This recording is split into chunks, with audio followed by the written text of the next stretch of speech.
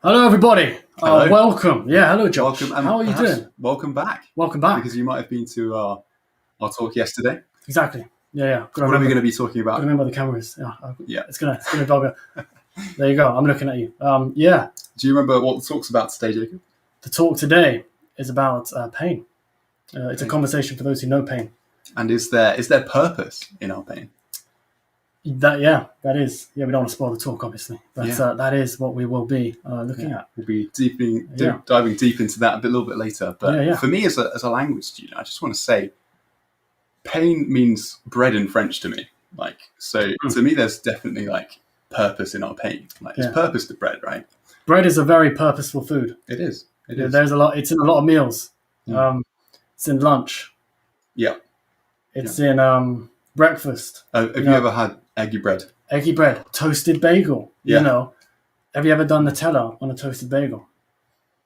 That's a question. I don't think so, but I can imagine the combo is very nice. Yeah. And do you have a favorite bread?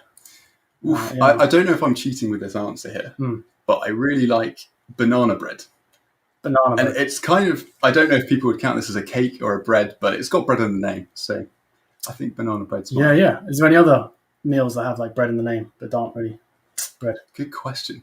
I'm not sure. Can't think of one off the top of my head. Maybe. No. Let us know in the comments. We like meals that are called bread that don't have bread in. That's great. Do you have a favourite type of bread? Oh yeah, as mentioned before, I like bagels. You slice them and you toast them, and you put stuff on them, and it's very nice. Bread. Big fan of Tiger bread. That's a good shout out. Tiger bread. Yeah, if you go to Subway, there's a lot of bread. Yeah, there's a lot of bread. You get Italian bread. Yeah, that's the very, very common one, isn't it? Have you ever gone for any others apart from Italian? I went for the next one along with the seeds on it. Okay, that is a seeded nice one. bread. Yeah, very nice. Yeah, I don't know. Is it healthier to have seeds on it as well? It depends. You've got to. It's a balanced diet, isn't it? It's very, very tricky. Got to get your balance with your bread. Yeah, got to balance your bread. The seeds do add protein to it. They add protein. Really? Wow. There you go. Protein. There you go. If you didn't know that. Yeah. Eat your bread. Yeah. Wow. Yeah. And well, as we know, as we've said before, people are joining right now because this is the first few minutes. But 2020 was obviously a very painful year for many people, and we're going to get more into that topic. But we thought we'd have a bit of a contrast at the beginning. Yeah. And we thought we'd tell you some happy stories that took place in 2020, and so that we can feel happy. Yeah, that's why we read happy stories. Shall we read these happy stories? Sure, go for it. Do you want to go for the first one? Absolutely. Here we go.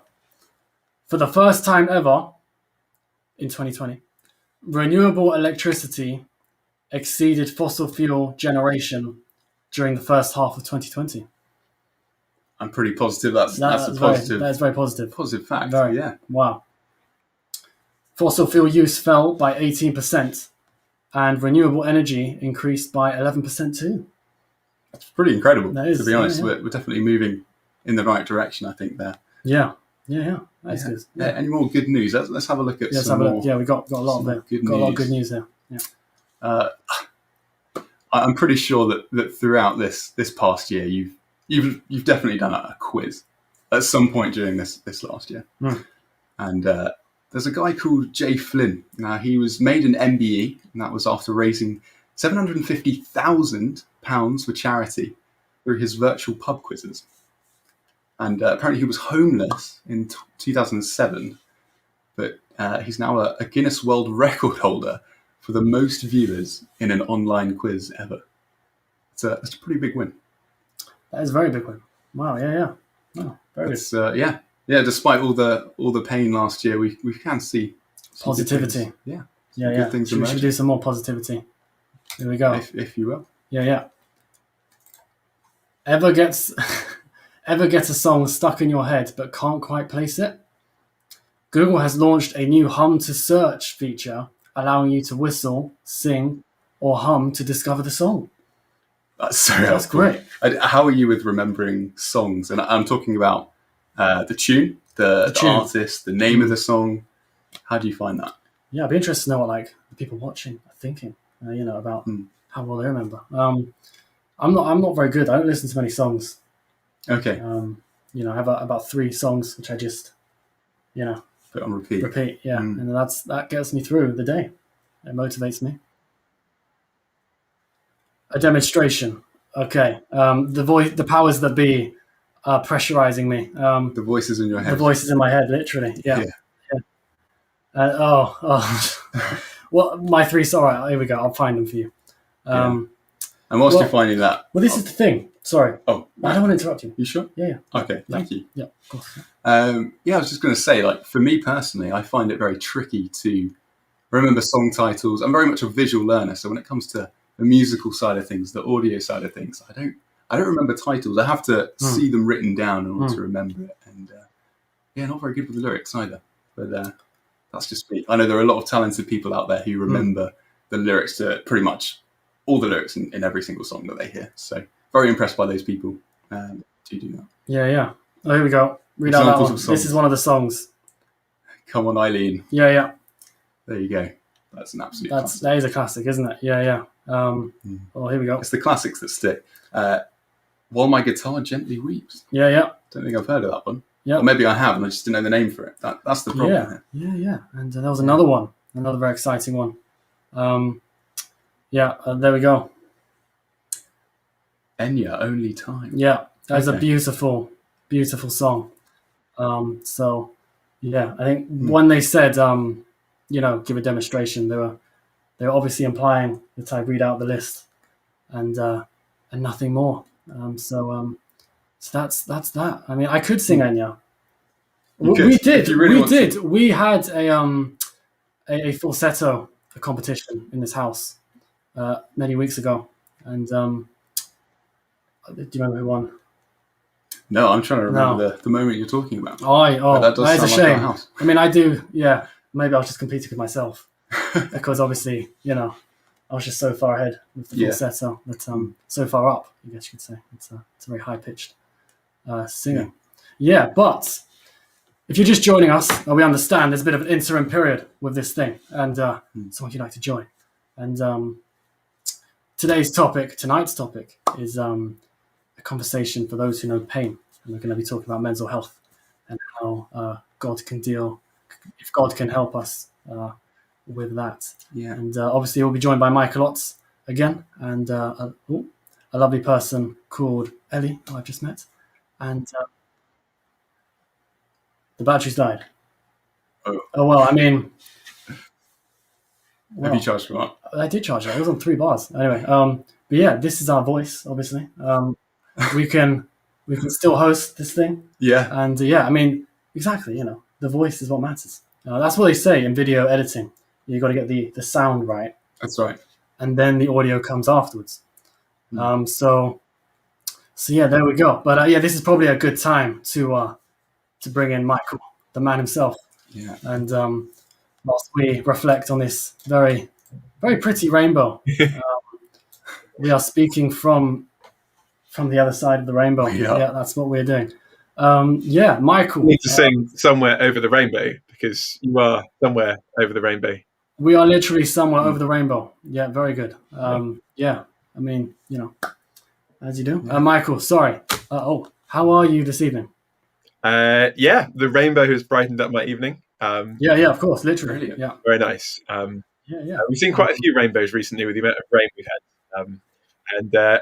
I think I said last night, we live just by the River Thames here in Marlow in Buckinghamshire. And we've been watching the Thames get closer and closer to our living room window. It's currently about 4 meters away. Thankfully, our living room window is another meter higher than the ground. So we're not too worried, but it's been quite exciting. So, yeah, we're quite hoping not to see too many rainbows over the next few days. Okay. Well, it's always good to look at the beauty of God's creation, as we heard from yesterday. And what do you do for a living, Michael? So I get the privilege of talking and writing. So I get invited very often to speak at events put on by university Christian unions like yourselves. Until the beginning of last year, that normally involved traveling, both around the UK, to different universities and to other parts of Europe and Eurasia. Now it involves a lot of sitting in my spare room on my computer, talking to people all over the world, and also writing books on some of these big subjects, like the ones that we're looking at this week, and looking at how the Christian faith answers some of life's big questions and makes sense of some of life's big issues, as we're seeking to look at this week. Oh, it's really cool. Just a random question for you, Michael. It's okay if you're completely unprepared for this. We just want to know what your favorite type of bread is. We're just very curious. Yeah, that is a good question. I do love bread, and I have to say, like pretty much 95% of the population, I did take up baking bread during lockdown, and fudge and cake and pretty much everything else. My favorite type of bread, I'm not really good at making it, but sourdough is pretty good, particularly toasted with butter and jam. But if I was just going to have bread on its own, I'd go for a crusty granary loaf. If I was not toasting it, crusty granary. Oh, great. That's the bread without the word bread in it. Yeah. It's like the opposite of what we were talking about before. That's very interesting. Yeah. On the other side of the rainbow, we are very fascinated by that. Well, thank you for your insight into your knowledge on bread there and your opinions there. But I believe it's time to hand over to you and a special guest that you are going to be talking to this evening. So we'll hand over to you, Michael. Great. Thanks, guys.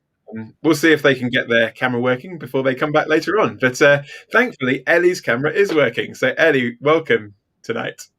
Thanks. Hi. Great. So this evening, as with each evening of the week, we're going to have a special guest that we're going to be talking to, helping us to think about some of these issues. Tonight, we're delighted to have Ellidh Cook with us. Ellidh, tell us where you are other than your kitchen. Yeah. I'm in my flat in central London. So I live just next door to the BT Tower, if you guys know what that is, which is a lot of fun. Great. And what's it like living in London in lockdown? Yeah, it's okay. Like, I actually only moved here in August, so I'm sort of still getting used to the city, and unfortunately not been able to do very much because obviously everything's been shut. But it's quite fun to walk around London when it's empty, because that's obviously a pretty novel experience. So kind of walking down Regent Street just on a weekend afternoon and it's deserted is pretty odd, but pretty fun as well. It is very weird. In lockdown 1 last year, they said you could do exercise that started and finished at home. They didn't specify how long, so I went for a cycle to central London and back. And it was really, really weird. Like, it was dead, and just seeing everything quiet in that way. And what do you do in London, Ellidh? Yeah, so I work for a church as their student worker. So the church is called All Souls, and it's right next to the BBC. So if you ever watch the BBC News, 10 o'clock news, and they do their little zoom in, it's the church next door, basically. And we're often having politicians being interviewed on our steps at the moment. Brilliant. So, yeah. A good place for social distancing, the All Souls steps. Exactly. Absolutely. Great. So Ellidh, obviously tonight we're talking about this big topic of mental health, and this is something that's quite personal to you because it's something that you also experienced yourself. So do you want to tell us a little bit about your experience and how that affected you? Yeah, I think probably since I've been a child, I've had some kind of mental health problems. I suppose I had a quite traumatic experience as a child, and has sort of struggled therefore since then, particularly as a teenager. And so that's kind of been an ongoing experience for me in different ways. But I suppose really in the last 6 years, it's become a bit more significant. So just around Christmas time of 2014, so January 2014, I had a kind of breakdown, I suppose, huge anxiety and depression, and sort of working that out, being diagnosed, starting to take medication, that sort of, and then that's kind of been, I suppose, that continued in the last sort of 6 years or so. That's been my experience, really. Yeah. And how did that feel, if you can put it into words? I know it's hard, but I guess particularly initially when that was diagnosed and then kind of coming to terms with what that was going to be like. Yeah, I think initially I just couldn't get my head around it and didn't really want to believe that it could be depression, anxiety. So I sort of thought I might have a virus, or I remember the Christmas when I was really unwell.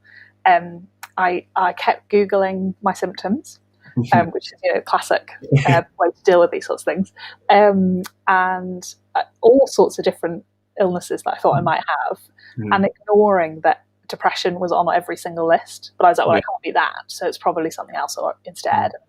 But I think particularly I just was kind of half the time really anxious, which I found just incredibly stressful. It's I suppose we all know what it's like to feel fear or to feel worry. So perhaps you kind of have an exam or something that's kind of making you nervous coming up. You feel that kind of sense of fear, of worry, and so that often anxiety is that, just on a slightly higher scale, and it's just like that all the time, but with no reason as to why you feel that fear. It's just there. And then occasionally it turns into something a bit more severe. So kind of perhaps people will know of, like panic attacks or anxiety attacks, where it's just this huge level of fear. You feel hot and cold at the same time. Your skin is crawling, your heart's beating fast. You sort of want to run away, but you don't know why you feel that way. You don't know what you're trying to run away from.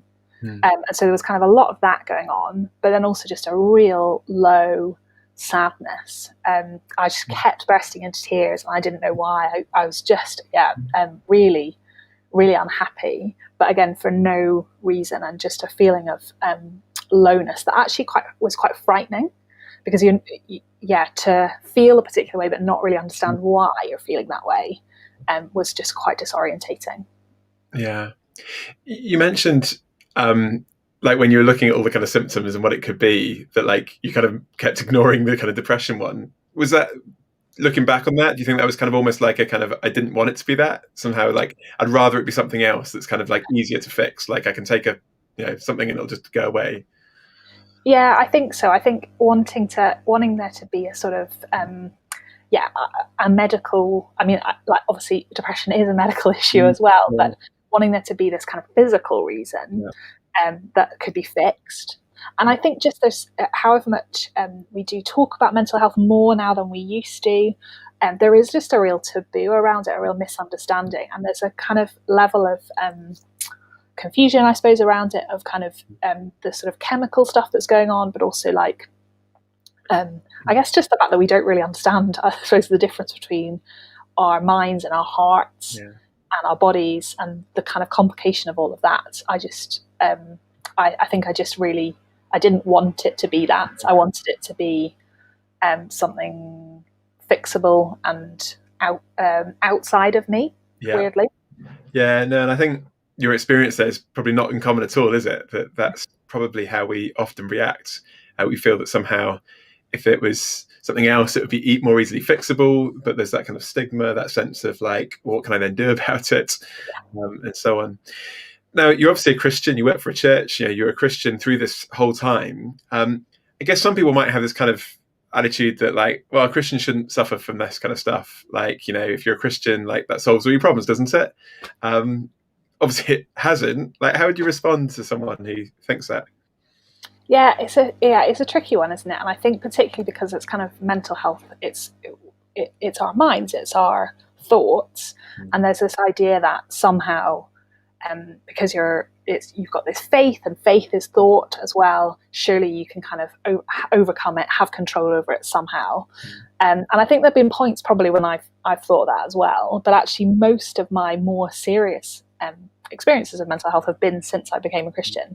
And so I don't, I've always kind of been wrestling that sort of stuff through.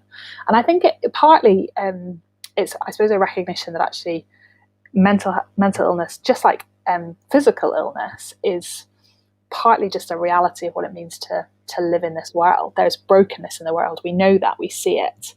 And I suppose, however much I might want it to be true, being a Christian doesn't make me immune from that. I still live in this world. I still exist in this world, and in the same way that I'm not immune from breaking my leg or getting COVID, I'm not immune from mental health problems. No, that's really helpful. And so Christianity is not offering kind of immunity, a pass. Doesn't mean we're not going to face these things. And I guess sometimes there is a danger that people can kind of look on at maybe a Christian who is going through very real kind of mental health issues and going like, well, they're a Christian, they've got all these issues, and here's this person who's not a Christian and they don't. And we can unhelpfully compare one person with a completely different person, a completely different situation. So I guess we've been able to say being a Christian doesn't make you immune from suffering from mental health issues. But we do want to say it does help and does offer us resources in the midst of those things that we go through. And all of us are different and will face different challenges and in different ways. So I guess what would you say, how have you found your Christian faith has helped you? What resources have you found in your Christian faith through this whole experience? What would you say? Yeah, great question. I think a few different things. I really, one of the things I really enjoy about being a Christian is the Bible, which might sound a bit odd, but I studied theology. I love reading the Bible. I love studying it. It's a really rich and beautiful book. And I think one of the things that's been really encouraging in this time and dealing with these kind of frustrations has been seeing that the Bible doesn't ignore that reality. So there are lots of places in the Bible that I suppose recognizes that we go through these sorts of struggles. There are all sorts of bits, characters, stories that acknowledge that reality. And so particularly there's a book called Psalms, which is 150 different kind of songs and poems. And there are a number of those where there's a real kind of expression of grief and suffering and pain. And I found that actually just super helpful to see, partly because it, I suppose, reminded me that I wasn't alone in feeling this way. Like this is part of the human condition, and people have been feeling like this for thousands of years and going through suffering and struggle. And partly because there was something, one of the struggles that I found with my depression, and I never quite work out whether this is because of my depression or because of the medication that I take to help with my depression. But I feel like my thoughts are slower than they used to be, and my words are, I haven't got the words that I want, and I find it quite hard to sometimes kind of grab hold of that and to be able to describe how I'm feeling. And so to have the Psalms there to do that for me has actually just been really precious, to have this person writing down what it feels like to be in distress and go, yeah, that's what I wanted to say, that's how I feel. So to kind of know that I'm not alone and to have the words to help me with that has been really great.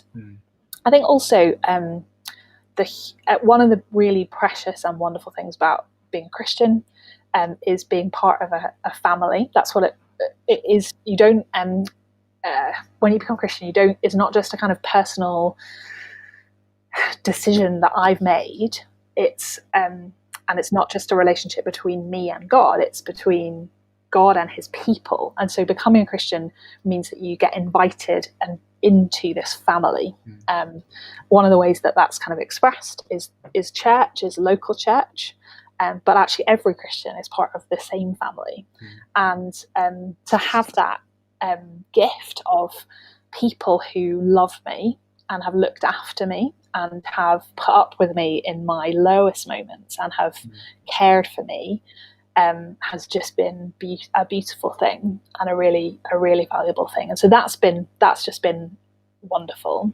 And then I think the big thing has been the Bible story it admits and it recognizes this reality of our pain and our suffering, but it also says that's not always how it's going to be, that there is a hope and there is something to look forward to, and the final book of the Bible paints this picture of what life is going to be like when everything is put right. And there's this really precious bit where it talks about Jesus wiping away our tears. And I've just found that to be especially lovely in a time when I've cried a lot, not always understood why I'm crying, and the idea that Jesus doesn't ignore those tears, and he also doesn't just kind of I suppose snap his fingers and make them disappear, but he comes and he wipes them away. There's tenderness there. There's an acknowledgement of our pain, but also a promise to take it away. And so I have real hope that that's true, and I look forward to that day. And that gives me, I guess, a hope that I can manage through this pain now, because I know that it will come to an end. That's so helpful. So you're saying the Bible kind of articulates and gives voice to your emotions, your feelings. In the church, you find community, a place where you can kind of belong, be loved, be cared for, and find a kind of purpose and a place. And then that sense of hope that the world is not the way it always will be, and we can look forward to that. That's really helpful. Just one last question. I'm guessing there'll be people watching tonight or on catch up later on for whom this might be a very real issue. Maybe not obviously exactly the way it has been for you. But assuming that there are people watching tonight who are really maybe struggling with their own mental health, what advice would you give, if any, to people in that kind of situation from what you've learned and experienced? Yeah, great question. And obviously, if you guys have got questions, more specific questions, like feel free to ask them. There's going to be Q&A later, and there'll be a Slido code that goes up. So do feel free to ask. But I guess a couple of pieces of advice, like make use of the good gift of medicine and the NHS. We've all been clapping for them a lot over the last wee while, and they are great, and they're a real blessing, a real gift to us. And go to your GP and ask for help. It might be that medication would be helpful. It might be that talking therapy would be helpful. Sometimes you have to wait a little while for that. There are long waiting lists, but when you get to the top of the list, it's actually really worthwhile. So I would encourage people to pursue that. Actually, as students, you have more kind of resources with your university. So get in touch with your student support services or welfare people and see what they can offer you as well, because often means you get to skip the queue in terms of counselling and therapy. Talk to friends, share how you're feeling,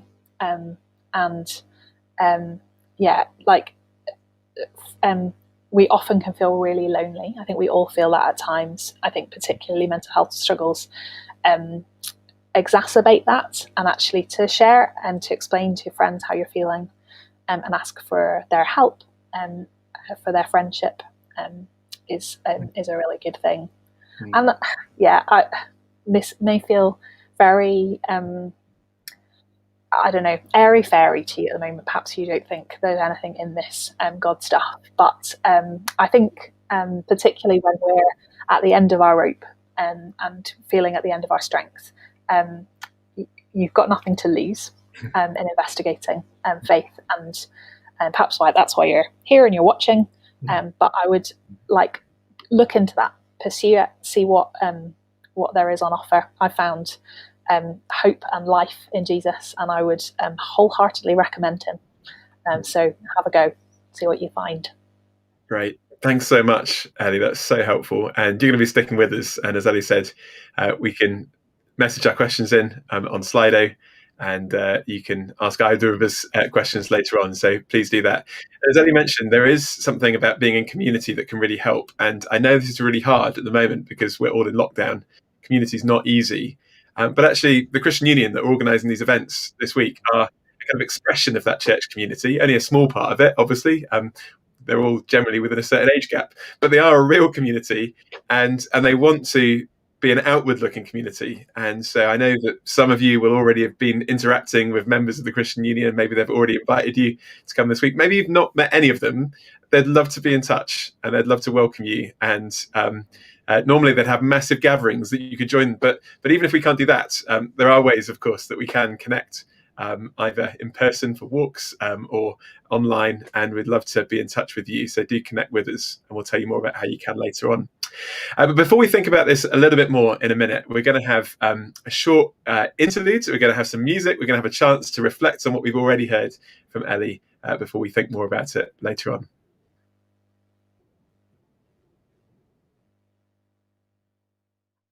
I'm Jacob. I'm Dan's brother. Dan's the CU co-president, if you know Dan. Yeah, hope you're doing all right and hope you're enjoying the conversation so far. We're going to have a quick musical break. So I'm going to play a couple of songs. This one is a Justin Bieber mashup. Hope you enjoy.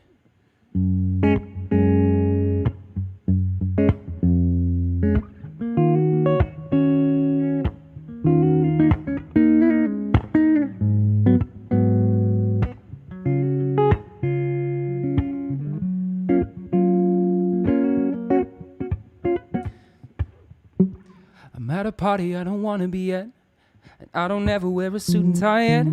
Wondering if I could sneak out the back. Nobody's even looking me in my eye. Can you take my hand, finish my drink, say shall we dance? Hell yeah, you know I love it, did you ever tell you? You know I make it better like that. Don't think I fit in at this party. Everyone's got so much to say. I always feel like I'm nobody, yeah. And now I think that we should stay. Cause I don't care when I'm with my baby, yeah. All the bad things disappear, and you're making me feel like maybe I am somebody. I can deal with the bad nights when I'm with my baby, yeah. Cause the way you hold me, hold me, hold me, hold me, hold me, it feels so holy, holy, holy, holy, holy.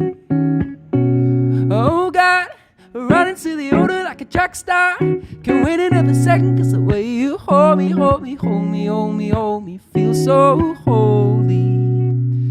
Cause I don't wanna hold back, baby, you should know that my mama don't like you, she likes everyone. And I never like to admit that I was wrong. I've been so caught up in my job, I didn't see what's going on. But now I know I'm better sleeping on my own. Cause I don't care when I'm with my baby, yeah. All the bad things disappear, and you're making me feel like maybe I am somebody. I can deal with the bad nights when I'm with my baby, yeah.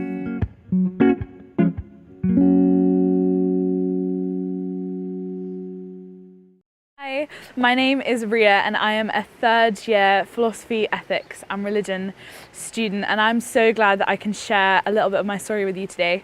I grew up in a Hindu home, practicing the religion, praying to all the gods, and Hinduism became a really huge part of the way that I identified myself, but also the way that others saw me. Growing up, life wasn't always the easiest. There was a lot of heartbreak in my family, one of which was my parents' divorce. Being a total daddy's girl, I couldn't understand why my dad didn't love and care for me like I needed him to.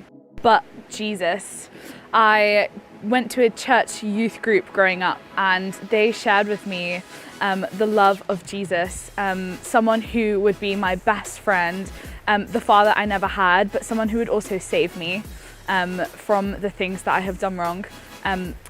But I didn't really think I needed saving. I thought I was a pretty good person.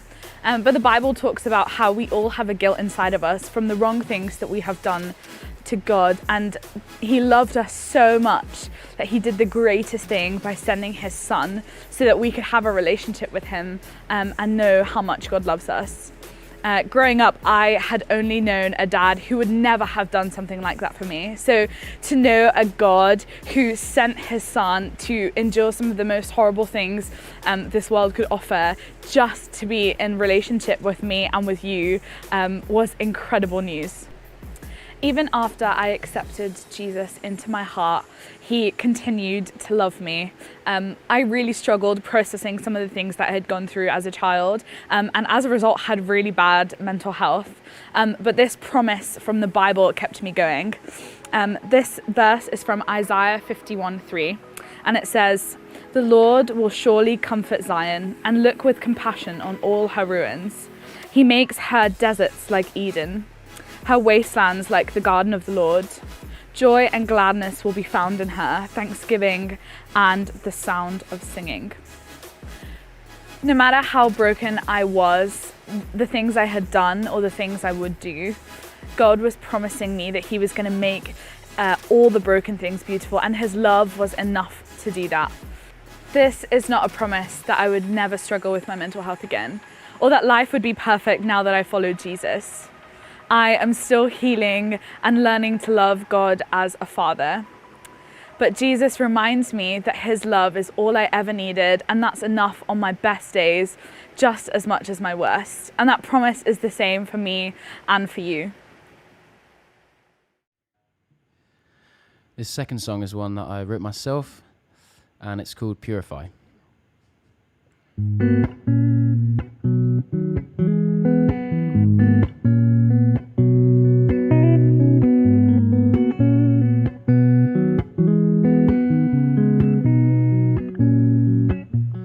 I desperately long to be pure in heart, to see the world like you see it.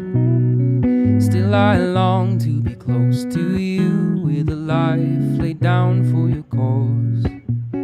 So give me my cross, oh Lord, to bear the narrow road I will walk. Creation is waiting to see you move. We will go with nothing to lose.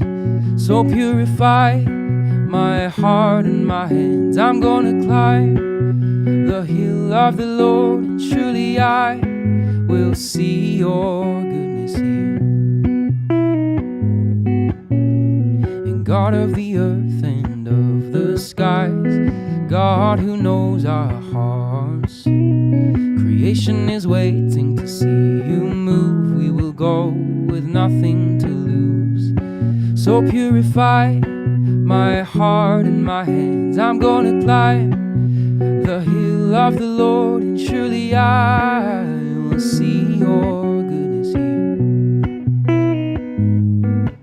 And from the hill with glowing faces of people who've been with God, we'll see the world through Christ-like lenses, speaking the truth in love.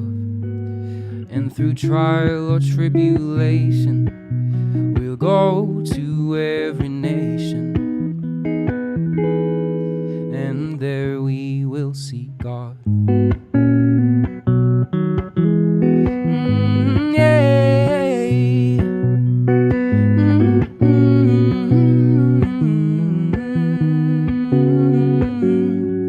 So purify my heart and my hands. I'm gonna climb the hill of the Lord, and surely I will see your goodness here.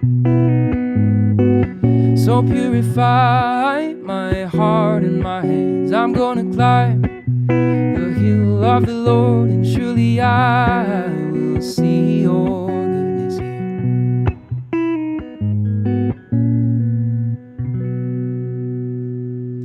Thanks, guys. I'm going to hand back over to Michael.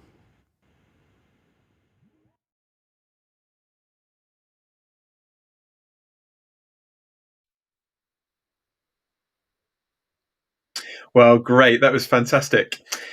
Welcome back to this evening as we're looking at this topic of mental health tonight. And I just want to say thank you and well done to the Christian Union for choosing this topic to look at this evening. I think it's really helpful that they've done that. It's a really important thing to be thinking about. And thank you to Ellidh for sharing so personally and so helpfully about her experiences. As we said, Ellidh will be around at the end for questions. Do be asking those questions. But I'm sure Ellidh's experience that she's talked about tonight is not uncommon. I'm sure that many of us tonight maybe could resonate in some ways with some of the things that Ellidh was sharing. According to statistics in 2019, 1 in 5 students in the UK were diagnosed with a mental health condition. And many more will have had real struggles that would have been undiagnosed with anxiety, stress, or depression. And that was, of course, before COVID hit. I'm pretty sure those figures are higher, not lower, as we've had to deal with the isolation, the uncertainty, and all of the confusion that the last year has brought into our lives. And so the question is, how do we respond to that? And as Ellidh said, there are all sorts of resources that are helpful. There are resources generally that we have by privilege of being able to live in this part of the world. And as a student, there are resources particularly available to those at university. And one of the things that we've become increasingly aware of is that we are what we might call a psychosomatic whole. And we're not to kind of detach different parts of our lives from each other as if they're not connected. Our mental health affects our physical health. Our physical health affects our mental health. In fact, amazingly, studies show that in many situations, physical health and an increased exercise can have an incredible impact upon mental health. Not that that's the only answer, of course, but it's wrong to try and compartmentalize our lives in these ways. So what if we aren't just mind and body? What if there's a spiritual dimension to life as well? Could that also impact upon this whole topic? And if so, could God help us, not just in the spiritual side of life, but in all of life, with our minds and our bodies? What could God do, and how could God help in that situation? Well, one of the interesting things that a number of even secular psychologists have pointed out in recent years is the benefit of religious belief and religious community to people's mental health. Jonathan Haidt, the secular American psychologist, in his book, The Happiness Hypothesis, observes that religious belief has an incredible beneficial impact upon people's mental health. So from an evidential point of view alone, it would be seriously worth thinking whether there's something to this. Could religion, could God, could the Christian faith offer us real resources that could help us? Well, as Ellidh's already shared tonight, what Christianity doesn't offer is a blanket guarantee that we won't struggle, either physically or mentally or emotionally. We may struggle in all sorts of ways in this very broken world in which we live. And also, it'd be worth saying right at the outset that Christianity doesn't offer sound bites and simplistic answers. If you're wanting a 30-second takeaway, I'm not going to give it to you. It's going to take a few minutes longer, but don't worry, it's not going to take 30 minutes either. We'll be done in 10, so we can go through to your questions. But I think what Christianity does do is offer us a framework that can really help us locate our own experiences in a wider, bigger story that can give a real difference to our situations. So what I want us to do is just read a few verses written in a part of the Bible, which is actually a letter written by a guy who had become a Christian a few years before to a group of people who had recently embraced the Christian faith in the city of Rome. And he writes about the very real experiences of suffering and pain that they are going through. So let me read these words to you, and then we'll just think about them briefly together. He writes these words: "I consider that our present sufferings are not worth comparing with the glory that will be revealed in us. The creation waits in eager expectation for the children of God to be revealed, for the creation was subjected to frustration, not by its own choice, but by the will of the one who subjected it in hope, that the creation itself will be liberated from its bondage to decay and brought into the freedom of the glory of the children of God. We know the whole creation has been groaning as in the pains of childbirth right up to the present time. Not only so, but we ourselves who have the first fruits of the Spirit groan inwardly as we eagerly wait our adoption to sonship, the redemption of our bodies. For in this hope we are saved, but hope that is seen is no hope at all. Who hopes for what we already have? But if we hope for what we don't yet have, we wait for it patiently." And then he goes on to say this: "What should we say in response to all these things? If God is for us, who can be against us? He who did not spare his own son, but gave him up for us all, how will he not also, along with him, graciously give us all things?" I don't know how you respond when you hear words like that. Maybe your response is to say, well, they sound like pious platitudes that are disconnected to the realities that I've had to go through in 2020. Like, what does this guy know about the reality of suffering? And that's actually where it's really helpful to observe that the guy who's writing these words was not unfamiliar with real pain, We read a lot about this guy. We call him Paul, the Apostle Paul, one of the leaders of the church, elsewhere in the Bible. And we realize that actually he knows, to a great extent, a whole range of different human emotions and sufferings. He went through physical suffering. We're not sure exactly what it was, but a debilitating long-term condition that affected him severely. We know that he also struggled sometimes with deep anxiety. He struggled with loneliness. He also faced great opposition, persecution, and threats to his life in various situations.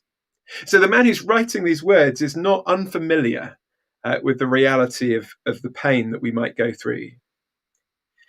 Now, what does he offer in these words? What is he saying? I think he's saying really three things that I'd like us to take away. Firstly, he's saying this world in which we live is not the way it's always been. The world which we live in is not the way it's always been. He said that the creation, talking about the whole of the cosmos, has been subjected to frustration. Some versions of the Bible talk about subjected to futility. I find that quite helpful because sometimes when I look at life, it does feel pretty futile, doesn't it? When I look at some of the stuff that happens to those I love and care about, it feels really painful. And I don't know about you, but often when I go through pain of different types, my reaction is often to feel in my spirit, it shouldn't be this way. There's something wrong with our world. Don't you feel that? As you look out at our world, maybe as you look in at your own experiences, it shouldn't be this way. Now, why do we feel that? At the end of the day, if there is no God, if we are just the accidental end result of a process, then this is just the way things are. We shouldn't complain in the sense that they are wrong. It's just the way things are. As one thinker put it, some people get lucky, some people get hurt. But actually, according to the Christian story, we can fully say that this isn't the way things should be. Because the Bible says that the world we live in is not the way it once was. Something has gone drastically wrong with this world. And we see reminders of that in all sorts of ways, physically, emotionally, mentally. We live in a broken world. We live in a world that's not the way it should be. And I find that really helpful. I find it really helpful that the Bible affirms my feelings and makes sense of them and says that they're real and they're based on objective realities, not just illusions. But writing these words, this guy called Paul doesn't simply say the world we live in is not the way it once was. He also says the world we live in is not the way it one day will be. And he touched on this as we were talking earlier. There's this tremendous sense of hope that runs through those words. In one of the verses, he says this: the whole creation has been groaning in the pains of childbirth. Now, I have to confess, I know nothing of childbirth other than that I was once born, and I have no memory of the experience, thankfully. But I am told that childbirth is incredibly painful. But if you were to walk through a hospital, and I mentioned this earlier for those who watched the video that went out on social media. If you were to go through a hospital, there's a real difference, isn't there, between the pain that is experienced in the maternity wards to the pain that is sometimes experienced in the oncology ward. Because in a maternity ward, although that pain is real and painful, it is pain that is tinged with hope, the hope of new life. And Paul says the pain of our world, the suffering of our world, the suffering of our lives can be compared to the suffering of childbirth. Why? Because he says there is pain, but it is tinged with hope rather than ultimate futility. And this whole passage looks forward to a day, as Ellidh explained earlier, when the whole world is going to be restored and transformed and made new. The Christian hope isn't simply about escape from this physical suffering world to some spiritual dimension, but it's about the restoration and the transformation of all things. It's a holistic hope for minds, for bodies, for our world, for the whole creation. It's an amazing hope. And that hope can give us real stickability in the pain that we go through in life. I was re-watching just before Christmas the Lord of the Rings extended editions, and they're wonderful films, aren't they? But my favourite moment in those films is in the second film, The Two Towers. And it's that moment when Frodo wants to give up because it just feels like there is no hope. It feels like the burden is too heavy. It feels like he cannot go on. And then Sam, my favourite character in the series, he turns to Frodo and he has that wonderful speech where he says, "But it's like in the old stories, Mr. Frodo, the ones that really mattered. Full of darkness and danger they were, and sometimes you didn't want to know the end. How could the end be happy? How could the world go back to the way it was after so much bad had happened? But in the end, it's only a passing thing, this shadow. Even darkness will pass and a new day will come. And when the sun shines, it will shine out all the brighter." Those are the stories that stay with you, Mr. Frodo, even though you're too young to understand why. It's a beautiful moment. And actually, I think something of Tolkien's Christian faith comes through in that. He doesn't simply say, there is a day when the sun will shine again. In the midst of February, depressing British winters, that is a wonderful hope. But he says the sun will shine out all the brighter. There is a day when an eternal spring will come. And Paul can look forward to that, and it gives him joy in the midst of the reality of the pain of this world. So he says, the world we live in is not the way it always has been. Something has gone wrong. The world we live in is not the way it always will be. One day it will be put right. And then he says, and in the middle of the story, we have a God who is with us. I read those words at the end of that passage where Paul says, "What then shall we say in response to these things? If God is for us, who can be against us?" Now, again, remember who it is who's writing these things. Here is a man who has suffered in all sorts of ways. How can he say, if God is for us, who can be against us? I mean, come on. One looking at his life would surely say, God is not for you, Paul. Look at the things that's happened to you. Look at the circumstances of your life. How on earth can you be convinced that God is on your side? But then he goes on and he says this, "He who did not spare his own son, but gave him up for us all, how will he not also, along with him, graciously give us all things?" See, Paul knows that the God of the universe is for him, not because he looks at the circumstances of his life, because they were a mess. He knows that God is for him because he looks at an objective event. For him, an event that happened just a few years before. For us, an event that happened 2,000 years ago, but a real historical event. When the God of the universe, the God who made everything, chose to step into this broken world and live and walk and experience what it is like to live in this broken world. He experienced rejection. He experienced isolation. He experienced pain, physical, mental, and emotional. He experienced grief. And ultimately, the Bible says he experienced death by probably the most painful form of execution ever invented, by Roman crucifixion. And Paul's belief, the Christian faith's conviction, and my certainty is that the Christian faith says God himself experienced that for us and with us. We don't have a God who's distant, immune, looking on from heaven, unable to sympathize, but we have a God who has shown his love in the most incredible way. When we go through suffering, sometimes very often our question is why, isn't it? Why is this happening to me? Why is it happening to them? Why now? Why this? As I said, the Christian faith doesn't give us simplistic answers to those questions. Often it doesn't give us any answers to those questions. We don't know the answer to why this specifically now. But the Christian faith does tell us what the answer isn't. See, if there is a God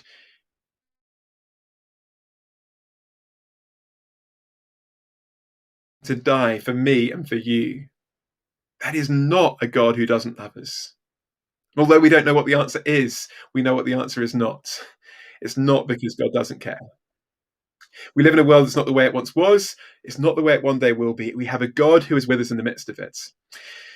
But just before I finish, let me just say one more thing, and that is, if Christianity really does offer this hope, and I know you may have questions about it and you want to get in touch on the Slido, but if it really does offer this hope, you might be saying, well, why not now? Why do we have to go on living through a world of injustice and pain and suffering now? Why doesn't God just step in? And it's probably worth just thinking for a moment about our world and to think, why is it that we live in a world where there is so much suffering and pain? Why do we sometimes suffer and experience pain? And there's no easy one-size-fits-all answer, is there? There's various possible answers. One answer is that we live in a world that's broken, that's not the way it should be, and we experience the reality of the implications of that in our lives. It's nobody's fault. It's just part of the brokenness of our world as it is at the moment. It might be that actually the pain that we go through is directly caused by other people. And both physical and emotional pain can be caused by other people's actions towards us, can't they?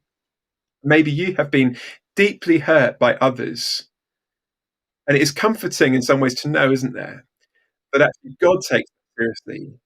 And God is also a God of justice who sees and cares. But I guess if we're to also be really honest, we also have to admit that sometimes the pain and suffering in our world and in our lives can also be caused by ourselves. It may be the way that we've hurt others, but also sometimes we may have also hurt ourselves in the process by our own selfishness, by our own focus upon ourselves over others. And actually, if we were to live in a world that were to be totally set free of suffering and pain, what about the stuff that I do and the ways that I live that cause some of that suffering and pain? See, the Christian faith says it's not just the world out there that needs to change, it also says that I need to change. There needs to be a radical reorientation as I refocus my life upon the God who made me, the God who I've often ignored, and come back into a restored relationship with him through what Jesus has done for me. That's the promise that the Bible holds out to those who are willing to turn back to this God, receive his forgiveness, his love, that they might be brought into a relationship with him now and have the hope of this wonderful world made new in the future. I don't know what you think about this. Maybe you want to tell us in Slido and we'll respond to some of that. So maybe you think this is all just a load of rubbish, really. Maybe just a psychological crutch at best. But if that is what you're thinking, I just want to say the Christian faith isn't too good to be true. I want to say the Christian faith is good because it's true. And there are objective historical reasons for why we think what we think tonight. And we'd love you to check them out. We'd love you to read one of the biographical accounts of the life of Jesus for yourself and think about what this might mean if it were true.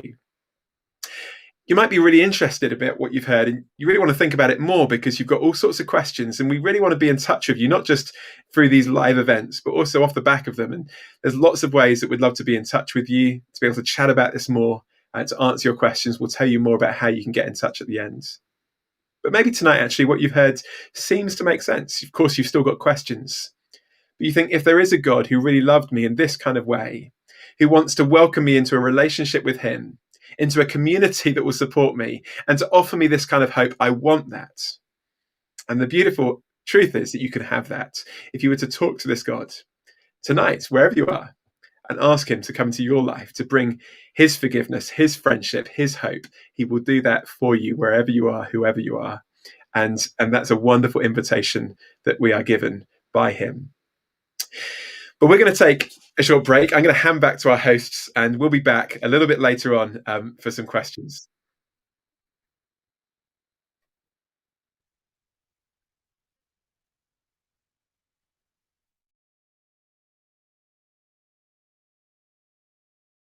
For the talk, and thank you also to Ellidh. I think I was really encouraged by that. I think a lot of people generally don't really talk about their mental health, and I know personally for me that's happened as well. But as soon as I started opening up, it really is amazing to see the love that you get from NHS staff, from even some of my lecturers, and obviously family, friends. But for me as well, personally, as a Christian, God as well. Yeah, what did you take from that, Jacob? Yeah, I thought it was really good. Thank you, Michael, for sharing and for showing the hope that we can have in the midst of this suffering. This is a very beautiful world, but there's clearly something that's gone wrong. And as you said, God endured that suffering with us. Right now, we're going to take a time of discussion. So what we're going to do is we're going to ask you to join calls with the people who have invited you, CU members, to just talk about what you've heard, but also in order to come up with some questions that you might have, which Jacob is going to talk about now. But also, if you're alone, there is also a Zoom link that you can follow in order to talk with someone if you have watched this live stream alone. Yeah, we'll be on that Zoom call. We will. We will talk to you. Yeah. And if you would like to ask a question, as Michael said, you can use Slido. And the link to that, I believe, is suku.uk/questions. And it should be in the chat. And if you don't have any questions, fear not. You can rank questions that have been asked that you see and that you'd like Michael and Ellie to answer. And that will be it for about 10 minutes, 10, 12 minutes or so. And we'll see you back in a bit.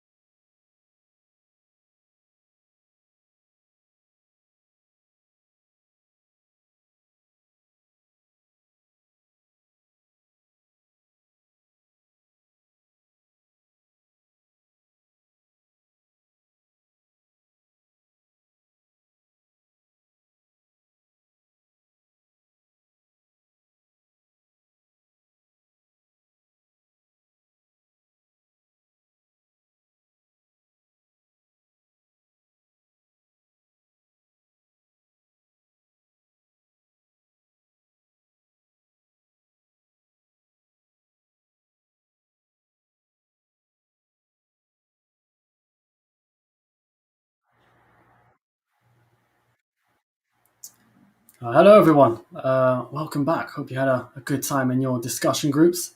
We're now going to go into a time of questions and answers on Slido. And so, you should be able to see the questions and rank them if you do. And we'll be joined by Michael and Ellie through this session. And we'll see what they have to say. So, Josh, would you like to kick us off with a nice little question? Sure. Yeah, one of our most popular questions here is suicide, particularly in connection to mental health, a sin?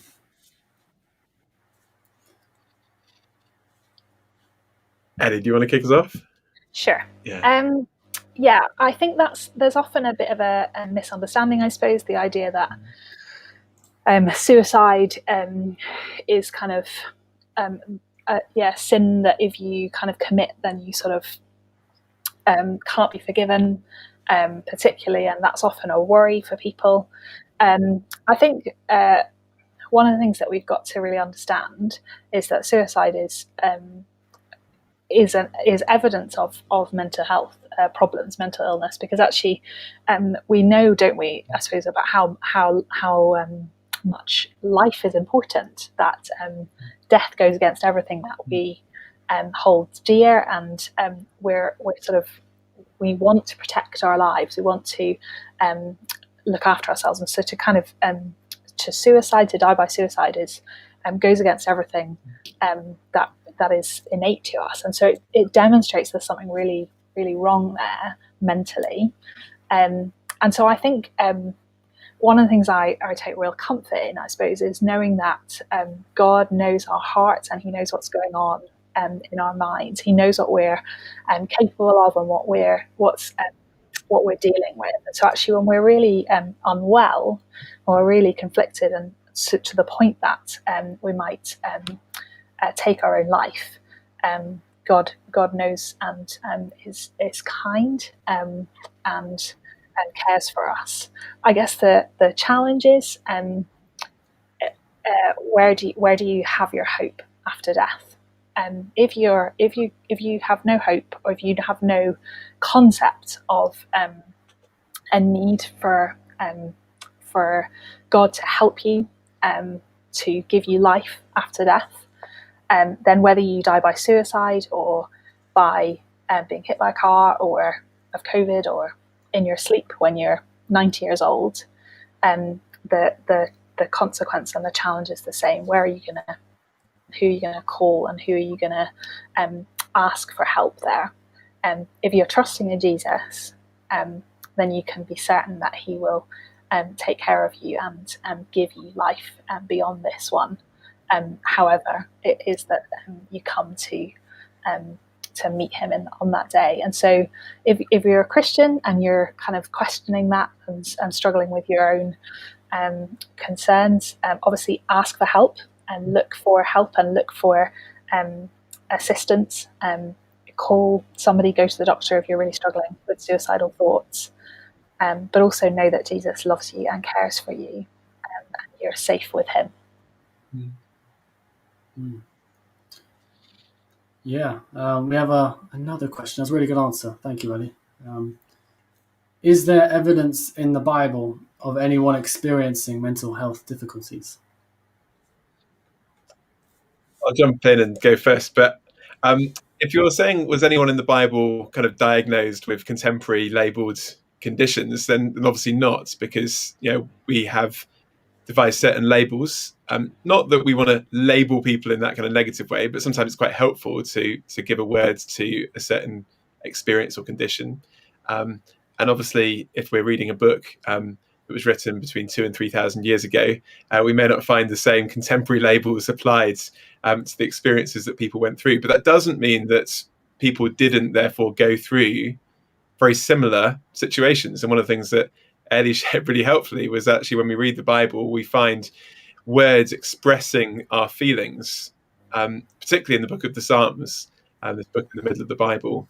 And so I think actually, if you were to read through some of the experiences, the very raw experiences of some of the Bible authors, in contemporary language, we probably would give labels, that person was suffering depression, or that person was suffering anxiety, or whatever.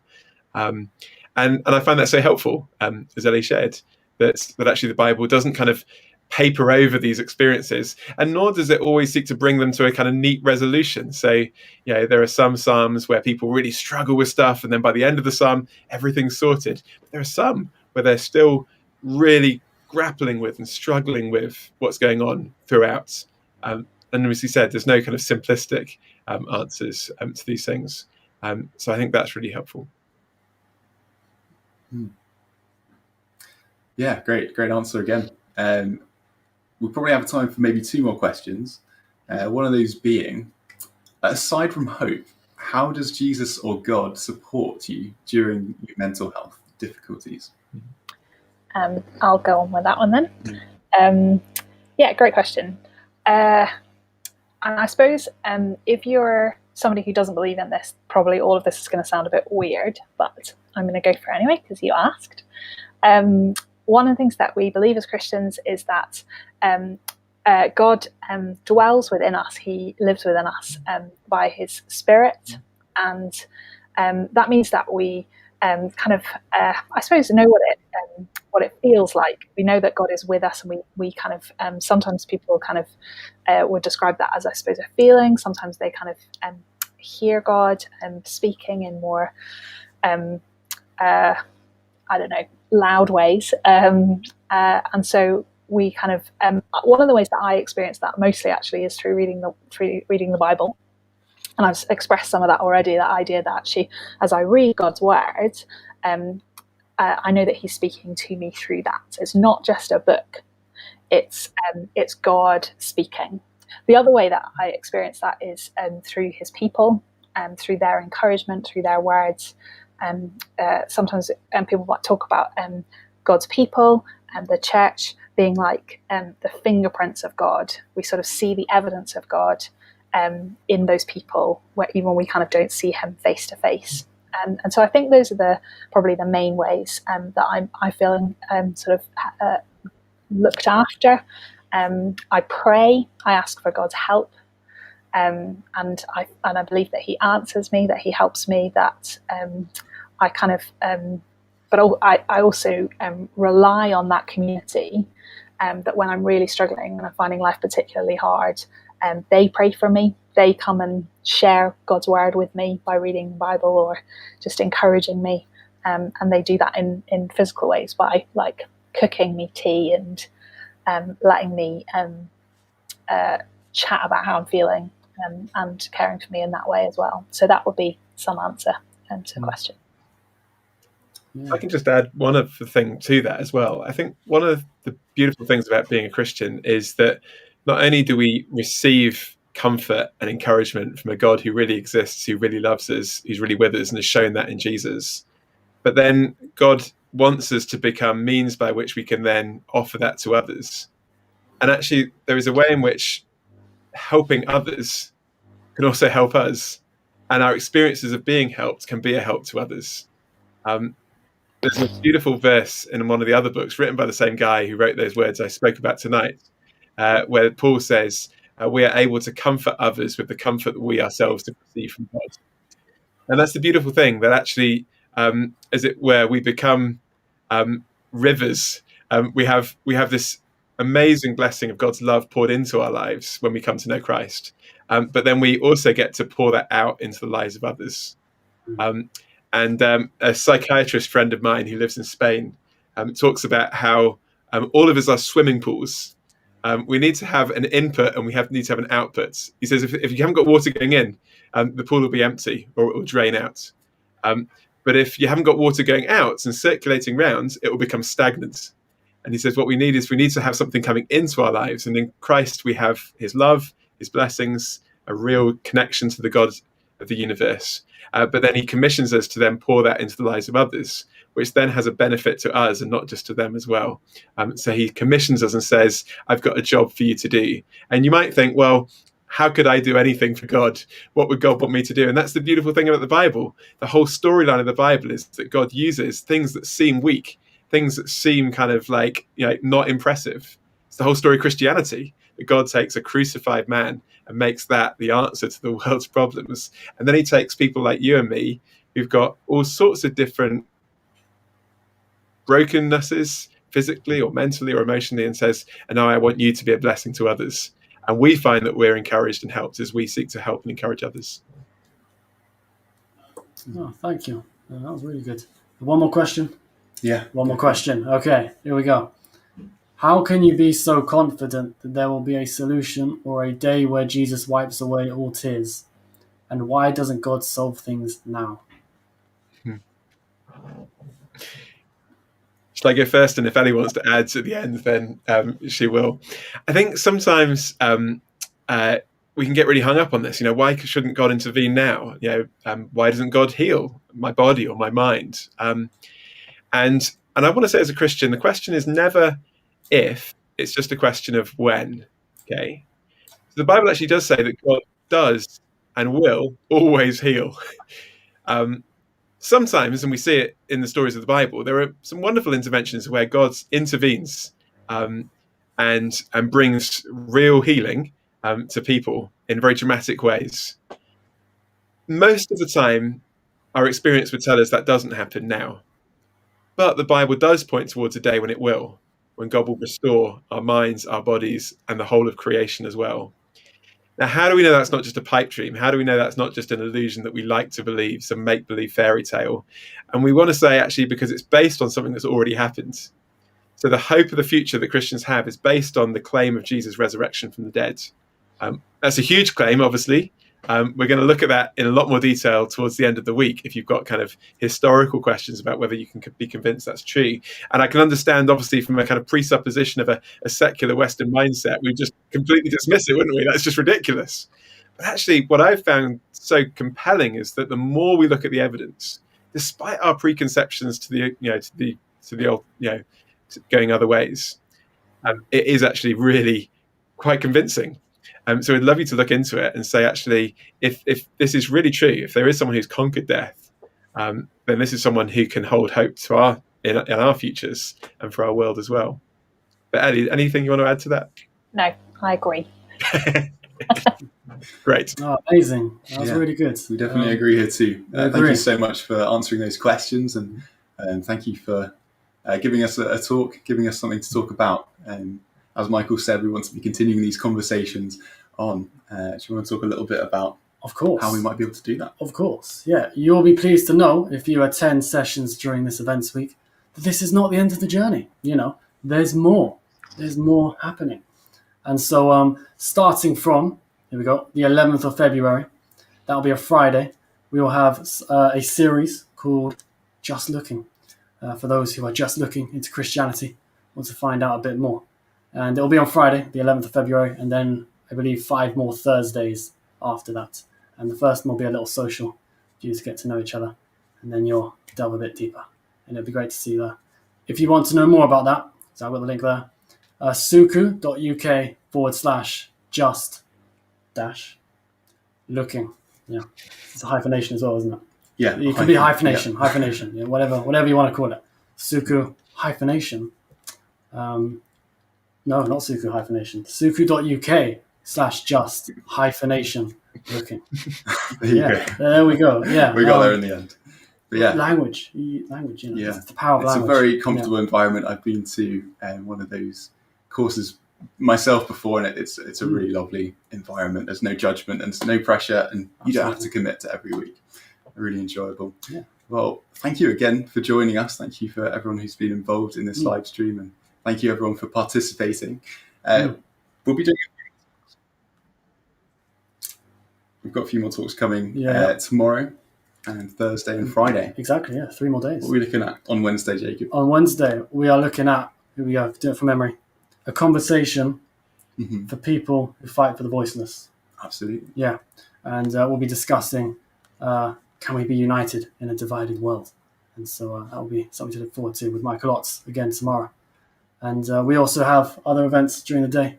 We have an international talk at 1 p.m. If you're an international student, we'd love you to sign up and tick the international student box and attend those things. So we wanted to give a space for time to discuss questions and topics that are prioritized more across different cultures and nations. And that talk will be taken by a man called Peter Teagle. And we've had a few so far, and they've been great. So we'd love to see you there. And also, tap. We usually do something called Text a Toasty, but for this week and perhaps in the near future, we're also, instead we're going to be doing Text a Treat. So if you just look for one of our Facebook or Instagram links, then you'll be able to text in, message in, and we'll answer one of your questions about Christianity. It could be anything from this week. It can be completely unrelated as well. And we'll send you a treat in the post. Yeah. I don't know if they take requests, but, get some bread. So, what's bread. That? Sourdough. Yeah. That'd be great. Yeah. Lovely that. Yeah. Oh, good. Right. But there is a Zoom call happening after this, I believe. And the link should be in the chat. It might be the same one as before. So I'll have a little scroll if it doesn't appear. And I believe Michael and Ellidh will be on that Zoom call. And so if you'd like to talk more, perhaps your question didn't get answered, or maybe you have a new question, they will be there and they'd love to talk to you. But I believe we're drawing to an end to our session. And we'd love to encourage you to continue these conversations. But this has been a really lovely evening. And Ellidh and Michael have spoken really well. The rainbow didn't come back. No. We there was a sort of a bit of a hope within us that we might go back to the rainbow, but we haven't. So the battery is charged. Shall we end the session here? Yes. Yeah, lovely to see you all. And please come to events during the week and sign up to Just Looking. And of course, we'll see you later this week. Thank you. Great.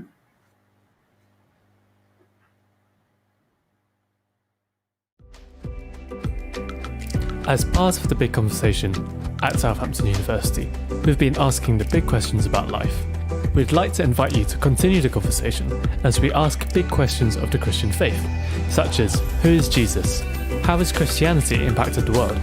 In our broken world, what is the solution? Why does Jesus have any relevance in 2021? Join us at 7 p.m. on Thursday evenings, starting on the 11th of February, for this exciting opportunity to ask questions alongside community. The course is 6 weeks long, and you can find all the details on how to get involved at suku.uk/just-looking. We'd love to see you there.